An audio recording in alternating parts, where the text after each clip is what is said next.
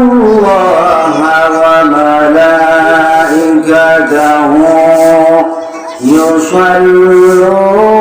يصلون على النبي يا أيها الذين آمنوا صلوا عليه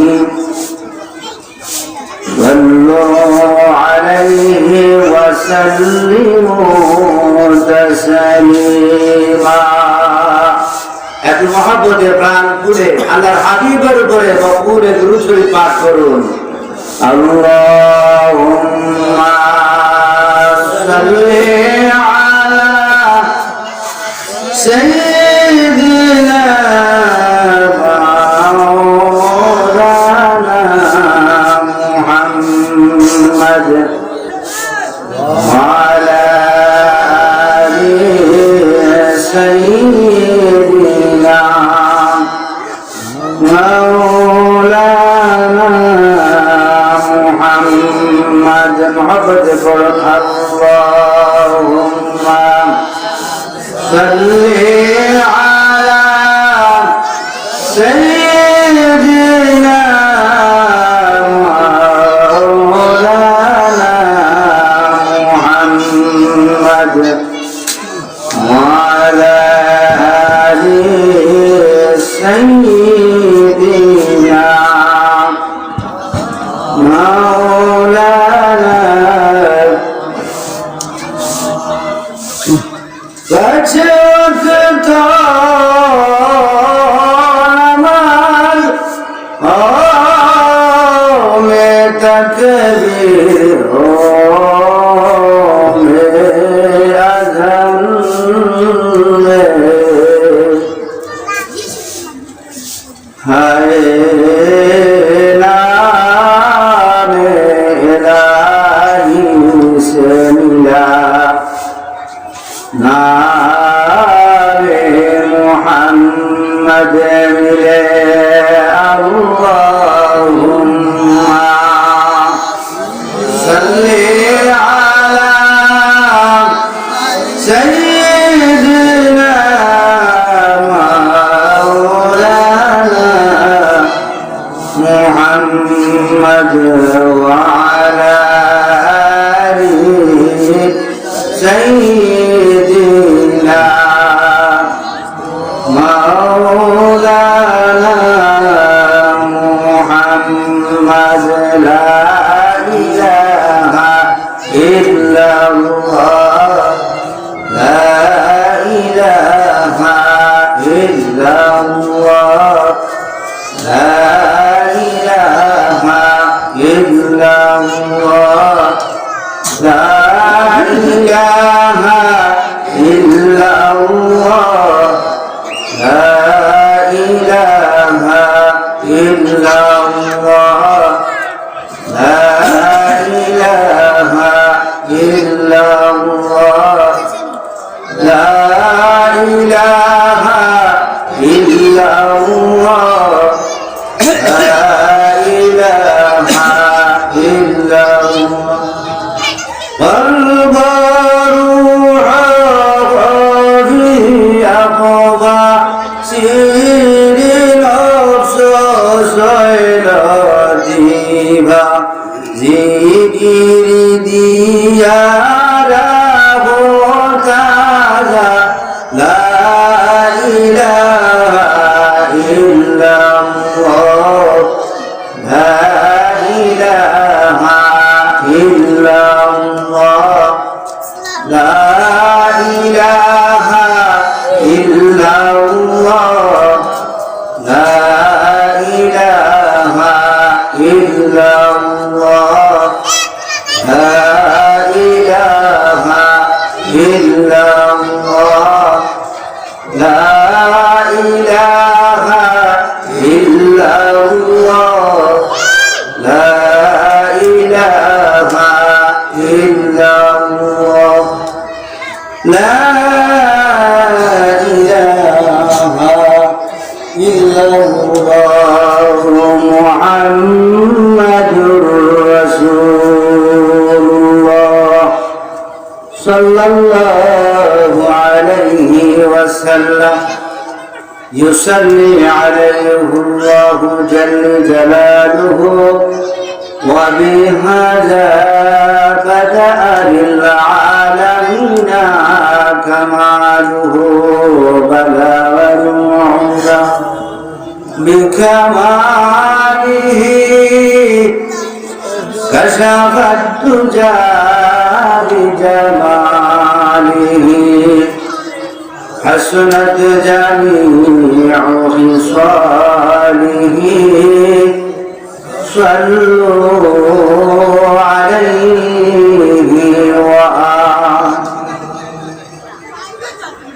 اے محمد حشر میں ساتھی بنا لینا مجھے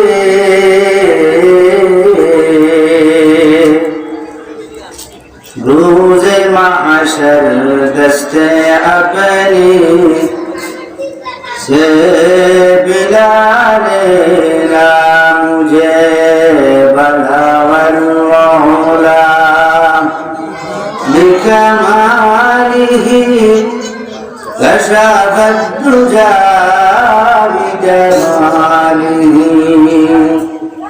حسنت جميع خصاله صلوا عليه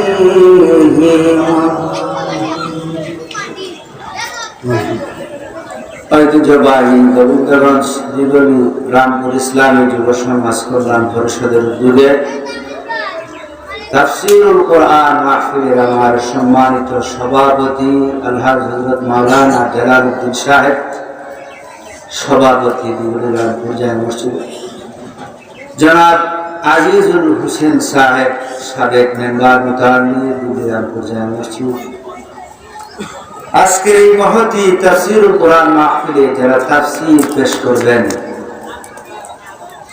আন্তর্জাতিক খ্যাতি সম্পন্ন মুফাসসির কোরআন হযরত মাওলানা ইয়াহইয়া কাকি সাহেব, প্রতিষ্ঠাতা প্রিন্সিপাল মাদ্রাসা ইফতাকি আর ইসলামিয়া আশুলিয়া ঢাকা, খতিব সাভার বাসস্ট্যান্ড কেন্দ্রীয় জামে মসজিদ ঢাকা, হযরত মাওলানা আবুল ফারুকী সাহেব, ইসলামী আলোচক দেশ টিভি, বাংলা টিভি, বিটিভি ও বিটিভি ওয়ার্ড, ইমাম ও খতিব দিল্লি রামপুর জামে মসজিদ, হযরত মাওলানা হাফেজ মুফতি জামিল হুসাইন সালেহী সাহেব, খতিব বাইতুস সালাম জামে মসজিদ ক্যান্টনমেন্ট মিরপুর ঢাকা, হযরত মাওলানা হাফেজ আইনুল ইসলাম সাহেব হাজারী, ইমাম ও খতিব শাহরুনি রহমতুল্লাহ আলাইহি কেন্দ্রীয় জামে মসজিদ শহীদ বাজার সিলেট, হযরত মাওলানা আনোয়ার হোসেন সাহেব, পেশ ইমাম গোবিন্দগঞ্জ নতুন বাজার জামে মসজিদ, আমার পাশে বসা উলামায়ে কেরাম এবং আমার শ্রদ্ধাভাজন মুরব্বিয়ানে কেরাম, আমার প্রাণ প্রিয় যুবক ভাইরা, পর্দার অন্তরালের মা বোনেরা, আল্লাহ তাবারাক ওয়া তাআলার দরবারে শুকরিয়া জ্ঞাপন করছি যে মহান রব্বুল আলামিন আমাদেরকে আজকের এই বেহেশতি বাগানে আসার এবং বসার তৌফিক দান করলেন এবং আল্লাহর হাবিবের উপরে মুখ করে দুরূদ শরীফ পাঠ করেছি, আল্লাহ জিকির আজকার করতে পেরেছি, সেজন্য আমরা সবাই উচ্চ আওয়াজে আল্লাহ শুকরিয়া জ্ঞাপন করি, সবাই বলি আলহামদুলিল্লাহ।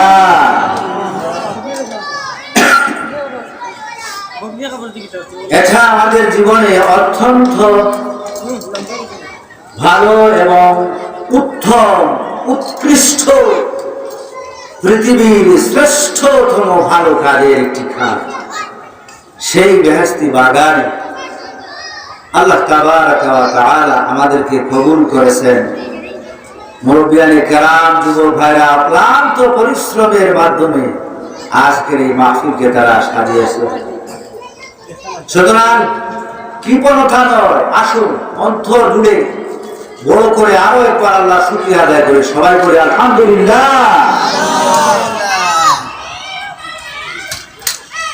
যাই হোক, আমাকে চয়ন করা হয়েছে এই মহতি মাহফিলে তাফসীরুল কোরআন মাহফিল। আসলে তাফসীর তো ধারাই করেন যারা মুফাসসির।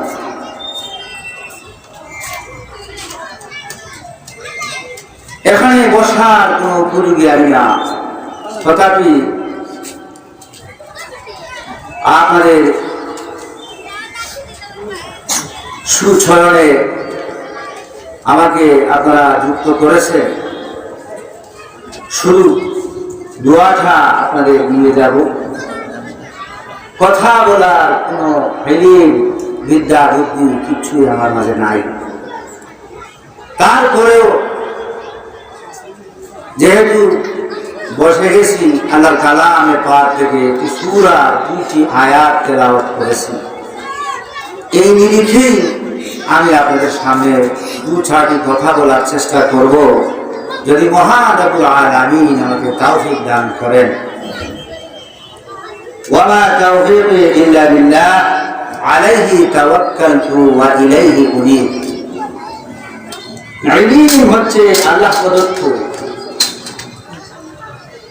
আল্লাহ চাইলেই কাউকে ইলম দিয়ে ভরপুর করে দিতে পারে। তো আল্লাহর কাছে তাওফিক চাইলাম, আল্লাহ যদি দান করেন তো আপনাদের সামনে কথা বলবো।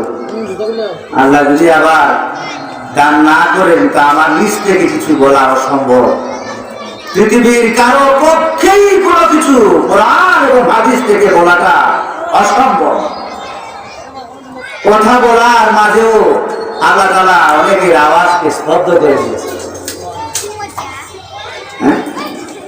নিজে থেকে কোরআনের কথা বলা এটা অসম্ভব। যাই হোক, সময় অল্প। এই অল্প সময়ের ভিতরে আমি শুধু আপনাদের কাছে সারমর্ম কথাগুলো বলার চেষ্টা করব। তো আপনারা বলেন তো, আমি একটু কষ্ট দিব। আপনারা ওয়াজ চান না আওয়াজ চান? ওয়াজ চান নাকি আপনারা আওয়াজ চান? দিনে দুপুরে রাতে যে সময় হয় না কেন মাহফিলের নামে আজকাল শুধু চিল্লাচিল্লি হয়, আওয়াজ হয়। আর আমরা মনে করি ওয়াজ, বাপ রে বাপ, ইরে ঢাকা থেকে আসছে, বাপ আমি এটা পারবো, এটা আমার দ্বারা সম্ভব না। ওয়াজ মাহফিল, তাফসীরুল কোরআন মাহফিল, কোরআনুল কারীম থেকে বাইরে একটি কথা বলার কোনো সুযোগ না। আপনাদের কাছে এমন ভাবে চিল্লাচিল্লি করবো, আওয়াজ দিব, এটাও আমি পারবো না। আমি এতটুকুই বলবো যাতে করে আমি নিজে আমল করতে পারি, আর আমি নিজে যেন এটা বুঝতে পারি, আর আপনাদেরকে যেন বুঝিয়ে দিতে পারি, আপনারা যেন আমল করতে পারেন। আল্লাহ যেন তৌফিক দান করেন। সবাই বলেন আমিন। তো আসুন, সময় নেই, কথা না বাড়িয়ে আমরা মূল আলোচনায় চলে যাই। বলেন তো, এই পৃথিবী, গোটা পৃথিবী বিশ্বময় ক্ষমতার অধিকারীকে? আসতে বলেন, একটু জুড়ে বলেন, এই ক্ষমতার অধিকারীকে? এই যে আমি আপনাদেরকে প্রশ্ন করলাম, বাবারে উনি যেভাবে আমাদেরকে তো চিৎকার করে বলছেন কে, এটাও পারি। আমি আস্তে করে যদি বলি, বলেন তো আপনারা, এই গোটা বিশ্বময় ক্ষমতার অধিকারীকে? এখানে চিৎকার করে দূরে চিল্লায়া ফাল দিয়া বলার কথা।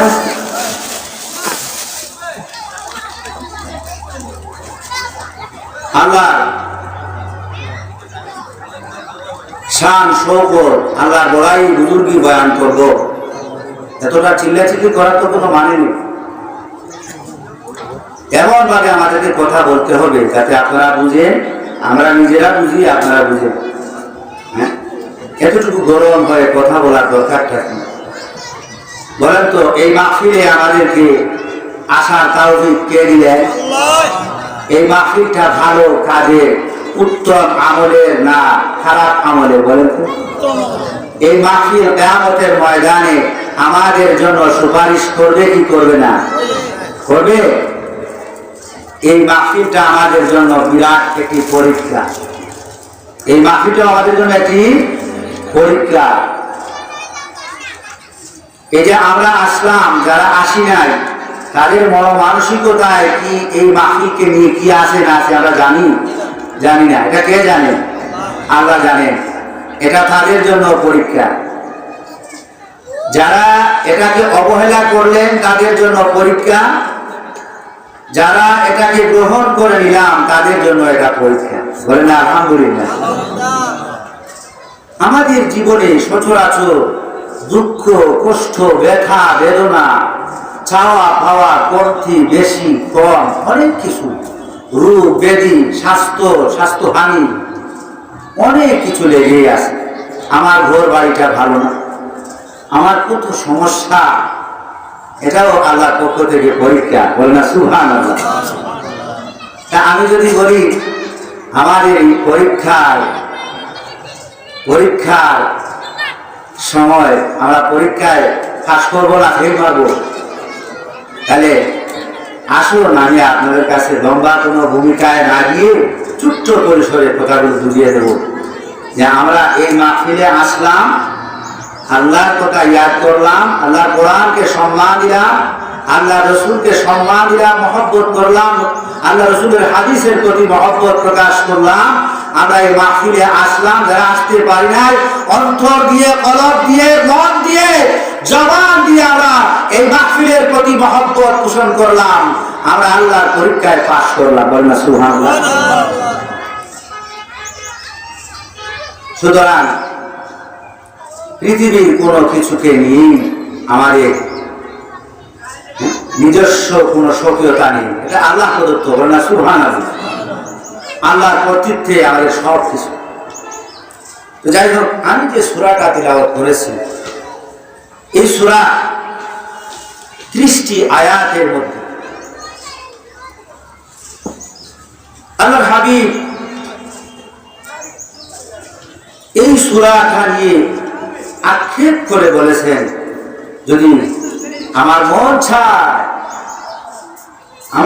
আমার প্রত্যেক উম্মতরা যেন এই সূরাটা মুখস্থ করে নেয়, হেফজ করে নেয়,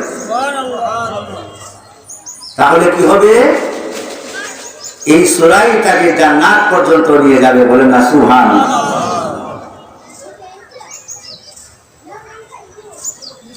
এই সূরাটা নাযিল হয়েছে মক্কি জীবনে। আল্লাহর হাবিব যখন মক্কায় ছিলেন তখন এই সূরাটা নাযিল হয়েছে। এই সূরা 2টি রুকু বিশিষ্ট। এই সূরার মধ্যে আল্লাহ তাবারাকা ওয়া তাআলা তার কর্তৃত্ব, তার শ্রেষ্ঠত্ব, তার মহানুভবতা, তার বরকত এত বেশি, এত প্রাচুর্য, তার নিয়ামত সব কিছু নিয়ে এই সূরা আলোচনা করেছেন, এই সূরাটা নাযিল করেছেন। বলেন না সুবহানাল্লাহ। তো আসুন আমরা অনুবাদটুকু জেনে নেই, সময় অল্প। আমার সাথে বলেন আউযু বিল্লাহি মিনাশ শাইতানির রাজীম। বিসমিল্লাহির রাহমানির রাহিম। তাবারাকাল্লাযী বিয়াদিহিল মুলক ওয়া হুয়া আলা কুল্লি শাইইন কাদির। বরকতময় সেই মহান রব্বুল আলামিন, সেই মহিমান্বিত, সেই বরকতময় আল্লাহ, যার বরকতময় হাতে এর কর্তৃত্ব, গোটা বিশ্বময়, গোটা পৃথিবী কর্তৃত্ব তার কুদরতি হাতে। বলেন না সুবহানাল্লাহ।